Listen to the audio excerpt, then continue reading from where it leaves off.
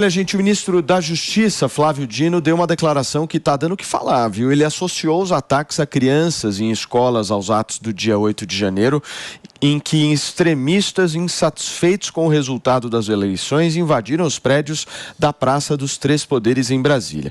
Flávio Dino disse que as ações têm ecos e reverberações de uma cultura de violência. Ele disse, abre aspas, tem influência da ideia de violência extremista a qualquer preço. O paradigma de organização do mundo que golpistas políticos e agressores de crianças, assassinos de crianças têm é o mesmo, é a mesma matriz de pensamento, é a mesma matriz da violência, foi o que disse o próprio ministro da Justiça, Flávio Dino. E eu quero entender de vocês o que vocês pensam sobre essa comparação que eu particularmente acho um negócio esdrúxulo demais. Não, esdrúxulo é pouco. É assim, você querer associar uma certa linha de pensamento político a um ataque, um atentado contra a vida e você basicamente tentar reforçar a ideia de que eles são vilões e nós somos heróis. É totalmente inoportuno essa fala do Flávio Dino. Aliás, assim, é impressionante o que ele não faz para aparecer na imprensa todo dia. São falas terríveis, ele está fazendo um desserviço. Então, assim, o melhor recado que poderia ser dado para o Flávio Dino agora é: fecha a boquinha, vai trabalhar um pouquinho, vai entregar uma política para combater o crime organizado, vai fazer alguma coisa da sua vida para melhorar esse país e não ficar fazendo essas falas que só destroem, que só cria cada vez mais polarização e que não contribui para a melhoria da segurança no país, que é o que você devia estar focado. Deixa eu só receber quem nos acompanha, Fê, pelo rádio. São 10 horas e 34 minutos. Para vocês que chegaram agora, a gente está repercutindo aqui no Morning Show uma fala do ministro da Justiça, Flávio Dino, que ele associa os ataques do 8 de janeiro ao ataque feito a uma escola que, infelizmente, aí fez com que uma professora perdesse a sua vida. Por favor, Fê. Na verdade, eu deixaria o Dino morrer de inanição. Essa é a grande verdade. Eu não divulgaria absolutamente nada dele.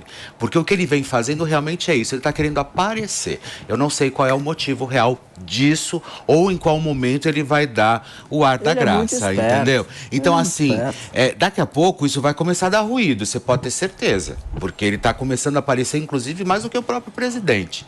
Então, eu acho que está na hora realmente. E olha, eu venho observando algumas coisas desde o começo do ano. Já falei várias vezes, inclusive, né, sobre outras questões aqui que mais lá na frente a gente vai tentar observar, mas essa questão do Flávio Dino realmente, sem dúvida alguma, eu deixaria morrer de inanição. Isso aí, pelo menos para mim, tem método claro, que é justamente o resgate da lembrança do 8 de janeiro até o final do ano de 2026, até o dia da eleição de 2026. Se você for analisar, o Flávio Dino está fazendo aquilo que o Lula faz, que é resgatar o passado constantemente, não falar do que está sendo feito na prática e não olhar para o futuro. Então eles ficam puxando o passado constantemente para só falar disso. Eles vivem hoje do antibolsonarismo.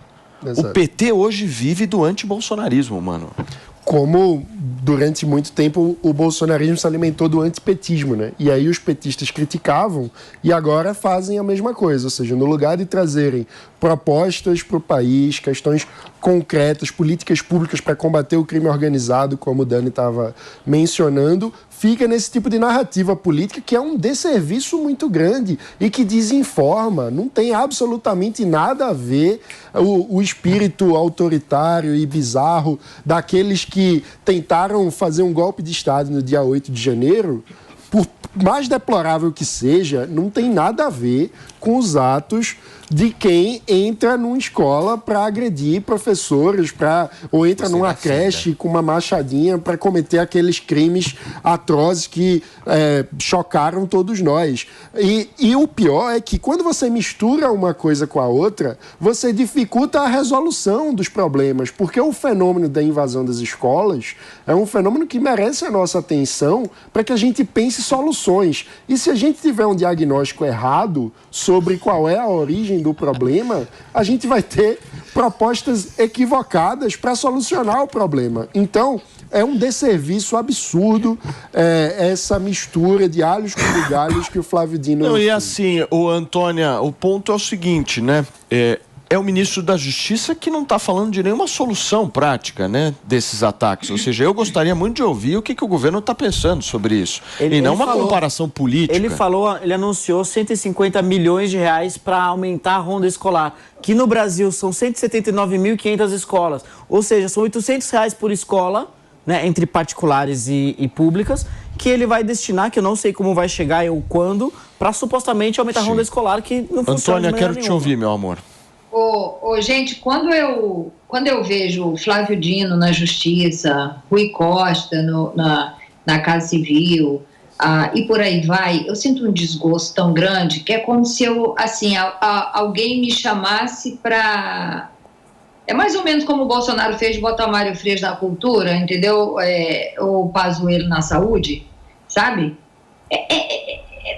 Não vamos esquecer do passado, porque essas histórias se repetem. Eu fico tão desgostosa, meu coração, eu vejo ele inchando assim, sabe? Então, assim, o que esse senhor está fazendo aí numa pasta tão importante que é a da Justiça, é um negócio assim sem precedente. Você olha, cara, você fala, meu Deus do céu, é possível isso? É normal?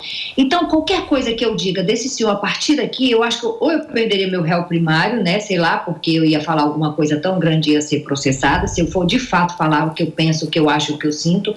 Então, assim, eu concordo com o Felipe quando ele diz, vamos deixar esse senhor, não vamos falar nada, ninguém tem que ouvir mais nada a respeito dele. Entendeu? Porque a gente está, falem mal, mas falem de mim, e a gente está criando É um absurdo uma comparação dessa, gente, é sem comentário, sabe? Sem comentário.